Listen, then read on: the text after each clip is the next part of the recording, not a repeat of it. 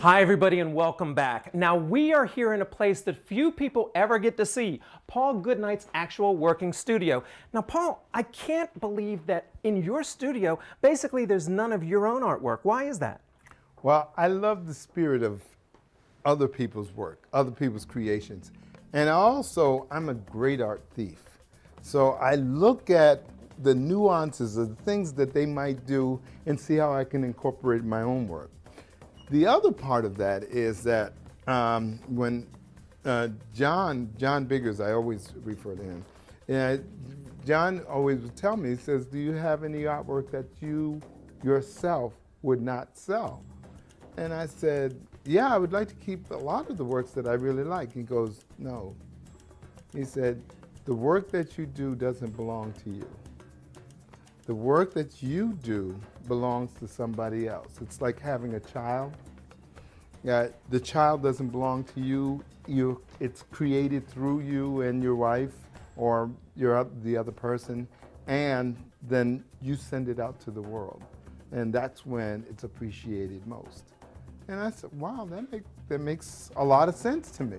And he said, as a matter of fact, the more work that you have on your walls that you've done, you have a tendency of almost duplicating yourself. He said, you want to create, you don't want to continue to duplicate. When you're facing a blank page and then you create something like this, what kind of emotions, what kind of feelings are coming forth as you see it really come to fruition? Well, there's a point of where the piece doesn't come together and there's frustration, but you work it through. You work through. You just keep doing things like this. The process is what really determines what's going to happen. This may change all over again, and that's good because the creative process is just about change. Paul, what sets your work apart, in my mind anyway, is the incredible use of colors. I mean, you have a very unconventional approach with the use of color here. How does that play into what you're trying to ultimately convey? You know, the color is the only thing that I don't understand, but I'm very comfortable with. I choose colors that are a comfort zone. And to me, that's really the candy that's the icing on the piece. I have no sense of what I'm doing, other than sometimes I know there are complementary colors that work well against another color. But color, to me, if somebody asks me, well, what are you doing with the color? I say, I have no idea. And that's the great part about it, is that I choose colors as I feel them. Show me some of the ways that you will create some of these strokes on the canvas here. Well, I'll always work dark against light. So this one right here, this is the back of the person's calf. So I'll apply this one, and I'll look at not only the color, but the texture, and I'll come down here. I also use, this is what is called the hard pastel, and this is a very soft pastel. So the hard pastel, where I'll get more gritty line, or not only a grittier line, but a sharper line, like in here. And that accents the rhythm of the piece, So I'm making your eye move from this area all the way up over here and all the way over there. So I'm constantly, if I'm thinking about something, that's the thing that I'm constantly thinking about. And then I'm trying to accent that rhythm. So it's a continuous rhythm. And the accent comes from the darks and the lights and the textures and that. So that's if I'm thinking about anything, that's where I sit and I concern myself with that area, or that does the piece move. Then I'll stand back and I'll look at it for too long and try to overanalyze it, and then I'll come back and forget all about what I've analyzed.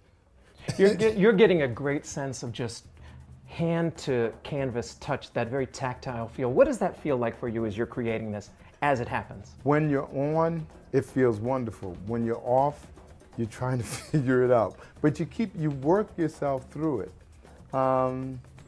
It's great to be out of control with things. I mean, it's a yin-yang concept. Part of your life is out of control, part of your life is in control. If you find somebody who's in control all the time, he's totally out of control. Because there's no way in the world that you can stay in control of your life or anybody else's life. And that's I like that philosophy that, you know, part of this has to be out of control, part of it has to be in control. And to make this thing work, it's a nice little balance. That's why it's not always clear of what this image is until it starts to really develop. And I don't do things that are so finite that it looks like a photograph. I do things that feel like what the image is doing, or what the person is doing, or whatever the subject is doing. Now, Paul, I understand that you're designing some artwork for the Summer Olympic Games, aren't you? Yes, this is my second time. I've been very fortunate to be able to get that. Usually they take about 15 different artists for the Olympic Summer Games from around the world to do an event. The event that they chose for me was the triathlon, which is swimming, running, and bicycling. So I have to do what they call a triptych. That's 3 paintings doing one subject. This is the swimming, and I kind of wanted to get this kind of the swimmers going in rotation, because they go out to one point and they come back to one point. So if you look at this piece here, it all kind of goes in one rotation. They start, they swim, they continue to swim. This guy here shows you the effect of a long distance swim. Then this guy cuts him back toward this area here where you see the big elongated swimmers, and these 2 swimmers are finishing up. What type of lessons do you want the people who appreciate your art to take from your work? I don't know if I do.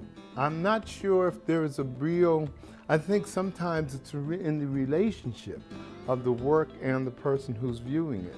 If you find yourself finding that particular piece interesting for one of the many reasons, whether it's just the mechanics of it, the aesthetics of it, the culture, something might be cultural that you can identify historically, educationally, I'm not sure. Or maybe just the pure beauty of a piece. I'm not so much of want people to be carried away with something that I've said. I like to have dialogue to find out what they're saying, and back and forth.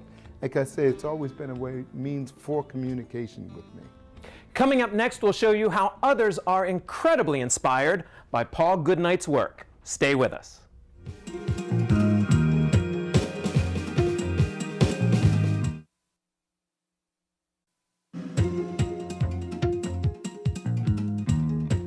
Welcome back, everyone. Paul Goodnight's paintings are more than just works of art. They're also lessons in African life and history. Here's how his work has inspired others.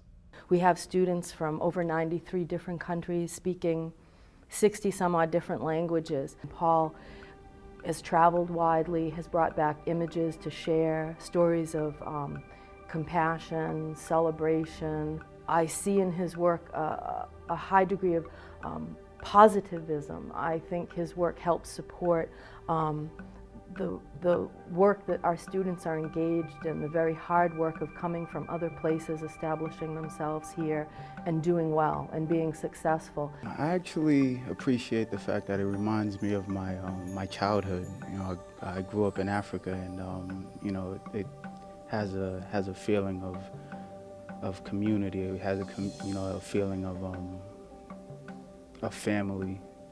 As far as his art is concerned, not too many people can really draw the kind of emotion, you know, out of viewers. Now, what I find fascinating is, as accomplished as you are, you still take classes, art classes of your own. Tell me about that. I realized that I really didn't grasp the fundamentals when I was in school, that I was working off of talent.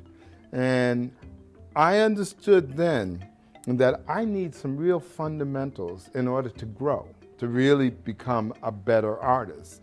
So I needed the structure. And that's when I decided to go back to school. This was probably about 5 years ago.